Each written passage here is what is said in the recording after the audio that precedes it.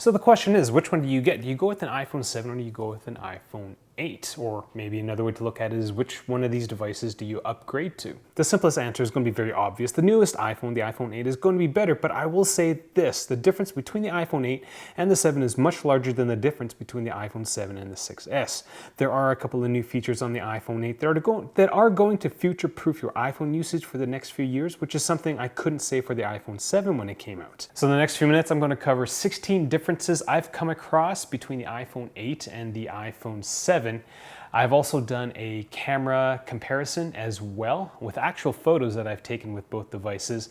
And the last thing I will do is a speed test between the iPhone 7 and the iPhone 8 in iOS 11.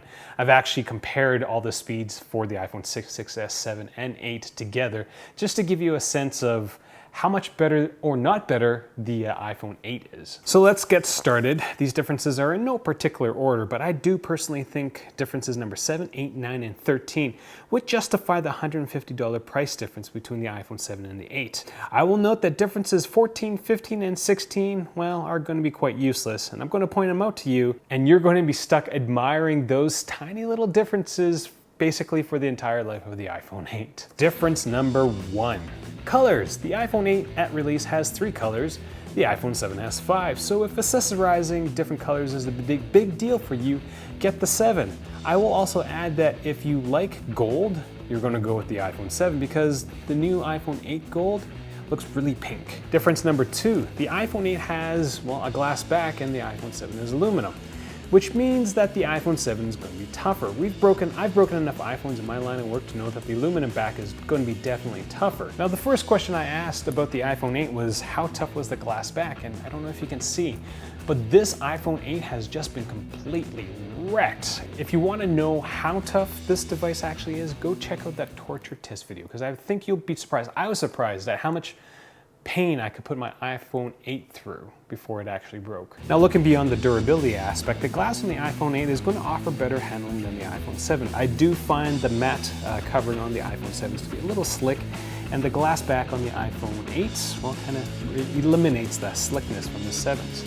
Difference number 3, you get more storage space. The base storage for the iPhone 8 is 64 gigabytes. The iPhone 7 is 32 gigabytes, so included in the extra $150 difference is a storage upgrade, which is nice. The extra size is going to be important for all those leaning towards the iPhone 8 because of the improved video camera. I will add that with iOS 11, Apple has included better compression for the videos. So you get the videos and photos that you collect will be smaller in size. So for all the devices that I had for the iOS 10 versus iOS 11 speed test, I actually saved out 2 gigabytes of space between the old versions and the new versions, which is quite significant. So do keep that in mind as well. Difference number 4 is the True Tone display. This technology can be found on the iPad Pro 9.7, and this feature basically changes the color of your screen to real colors based on the color of lighting of your surroundings. Now, this sounds great on paper, but I personally don't really notice the color of the screen on a day-to-day basis. The only time I notice the True Tone display on the iPhone 8 is when I'm in my basement and I'm using my LifeX bulbs set to 8,000 Kelvin. So the light in my basement is incredibly cool, and I find that helps me focus. And I do find that the display on the iPhone 8 is way too warm for me, and I don't like it. So that's the True Tone display, well, at work. Difference number 5 is going to be the neural engine, and I almost consider this as a difference maker. With the iPhone 8, Apple added an A11 chip with a neural engine which houses AI algorithms. Now, this sounds pretty cool, but I do think it's going to need a few more years before developers fully utilize this neural engine. From my understanding, neural engine is going to be very important for the iPhone X's Face ID. Difference number 6, True Tone Flash with slow sync. Now, I'll be honest with you, I really have no idea what this feature is. I did try using the flash a ton of times, and I did find that the iPhone 8's flash was a lot quicker. On paper, this feature will use a slow shutter speed along with a short strobe to create a uniformly lit photo. I'm guessing at the end of the day that you're just going to get better low light flash photography. Difference number 7, 4K video at 24 frames per second, 60 frames per second on top of 30 frames per second. Now, the next two differences are going to be the big ones in my opinion. All the video that you capture at 60 frames per second is just going to be that much smoother. 24 frames per second is really more for a cinematic look, I think. I've never used it, so I'm not quite sure how I would use it in my reviews, but I do know at 4K, 60 frames per second, there's a lot of stuff that I can, we'll say, correct in post-processing or make up for my failures as a videographer making reviews with 4K at 60 frames per second. So I'm pretty excited to use that feature. And as we move more towards 4K stuff, you know, buying a iPhone that can do those different frame rates is going to be future-proofing your iPhone usage in the future. Difference number 8 is 1080p 240 frames per second slow motion. Now I'm pretty excited about this incremental update, mostly because I like to film on my iPhone drops in slow motion. But right now everything's captured in 720p at 240 frames per second, which is the highest that the iPhone 7 can shoot at that frame rate. So this means, well, for all viewers, that you get clearer slow motion drop test footage, which is going to be awesome. Difference number 9 is Bluetooth 5.0.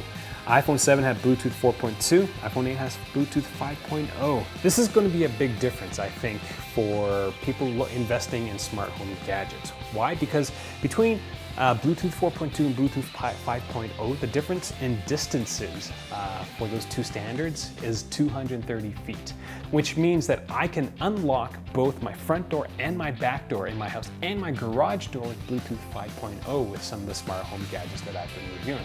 Right now I've got a quick set premise in the back. I'm about to install an August lock on the front, and there's a good chance that, well, I know for the quick set that I literally have to walk up to the door and wait for it to unlock.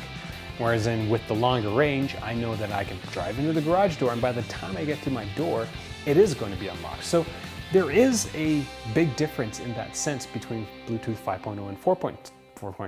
One of the touted features for Bluetooth 5.0 is a bunch of articles saying that you can use multiple headphones with Bluetooth 5.0 devices, like the Galaxy S8 apparently can do that.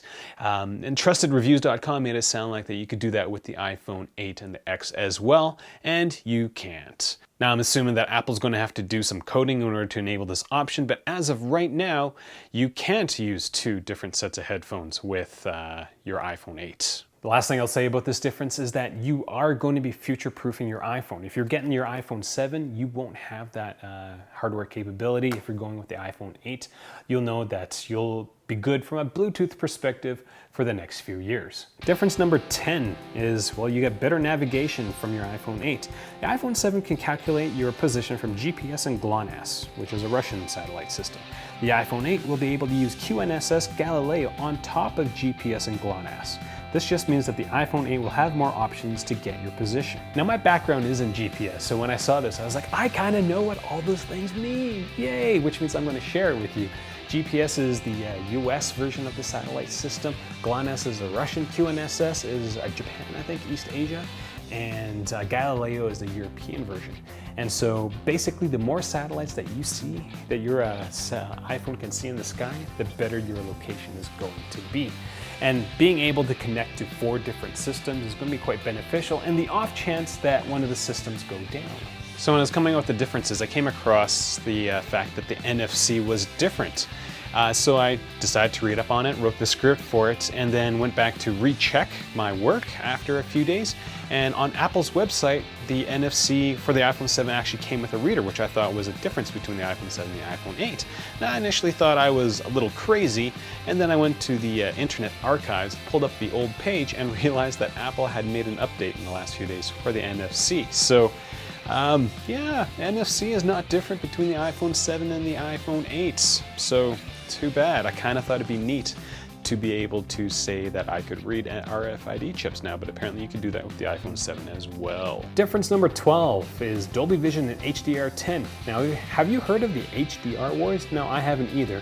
Apparently Dolby Vision and HDR10 are formats that companies are trying to push as the de facto standard for HDR movies. Now, this really seems like a throwback to the Blu-ray versus HD DVD wars of the early 2000s. Now, should we care who wins? Absolutely not, because Apple has included the ability to play both formats on the iPhone 8. you know, it's another difference that future-proofs your iPhone 8 purchase. Difference number 13 is fast charging. Now this difference has been a staple for most Android phones for the last few years, so I'm kind of glad it's finally made it to the iPhone, though I really haven't had any problems with the battery life on the last two versions of the iPhone. I'll be honest with you, the only time that I crave fast charging is when I have to charge my Android smartphones because they just drain completely because I just don't use them. The only time I use them is for a spare camera, and that's like once a month kind of thing. So the fast charging, yay, great, kind of for the wrong reason. Now, one of the things I realized when doing this video is that I never included wireless charging as one of the differences. So there's fast charging, which allows you to charge your iPhone 50% in 30 minutes, which is awesome, but there's also wireless charging. So all these devices, iPhone 8, are compatible with Qi wireless charging.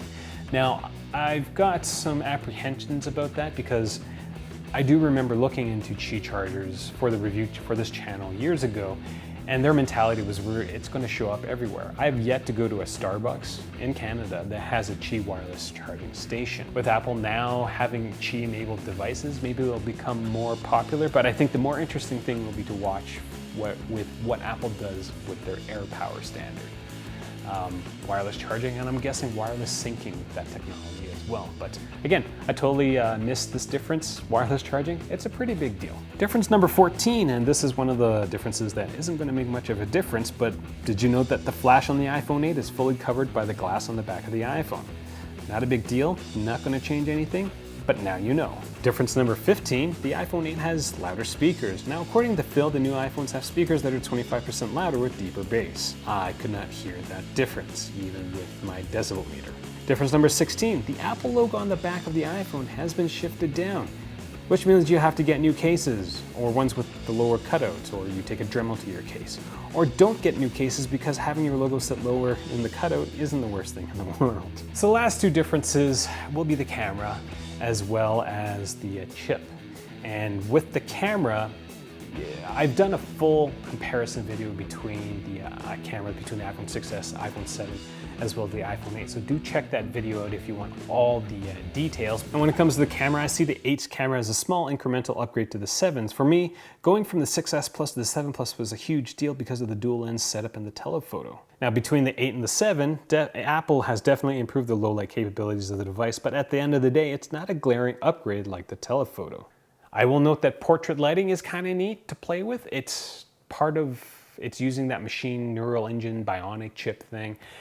So if you do get the iPhone 8, do check out that feature because you can do some pretty neat things with it. I'm not quite sure why I would use it on a day-to-day basis, but it is there. Now for the speed test, I followed the same process as my iOS 10 versus iOS 11 speed test comparison.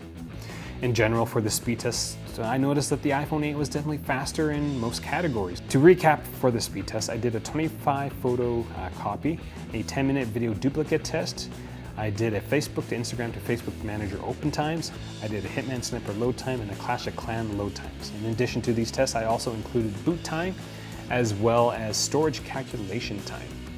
Now for the 25 photo copy test, that iPhone 8 performed close to the iPhone 7. There kind of isn't any difference between the times. However, when it came to duplicating the large video file, the iPhone 8 beat the iPhone 7 and 6S handily. When it comes to switching apps, the iPhone 8 also came out on top by a clear margin. When it comes to gaming, Hitman Sniper took about the same time as the iPhone 7, but Clash of Clans was almost a second faster than the iPhone 8. Boot up times with iOS 11 was twice as fast on the iPhone 8 as the iPhone 6. So if we graph out all these test results, we see that the iPhone 8 is definitely the fastest between the 6, 6S, 7, and 8. This isn't surprising to me because the iPhone 8 has the newest and baddest chip that Apple has currently mass produced. I think the only thing this graph tells you that if you're running an iPhone 6, the iPhone 8 is going to be a great upgrade for you. So if this video was useful to you, consider giving it a thumbs up. Consider getting all your iPhones through my links if you plan on buying it through Amazon. Apple didn't sponsor this review at all. This iPhone I had to buy myself in order for me to break, which seems really silly, but now we know the answer to how tough the back is. If this is the first time you're watching my videos, I do encourage you to click subscribe. I've got a ton of other content planned for the iPhone 8 and the iPhone X. Basically anything I've done for the bad things I've done to the iPhone 8, I'm going to do the iPhone X that comes out in like 28 days. So yeah, thanks for watching. Right, buddy? You want to go to bed. It's late. It's 10. The iPhone 8 came out today, and I've basically been creating content since 7:30 this morning, and it's 10:11. So I've been going. I did stop to eat,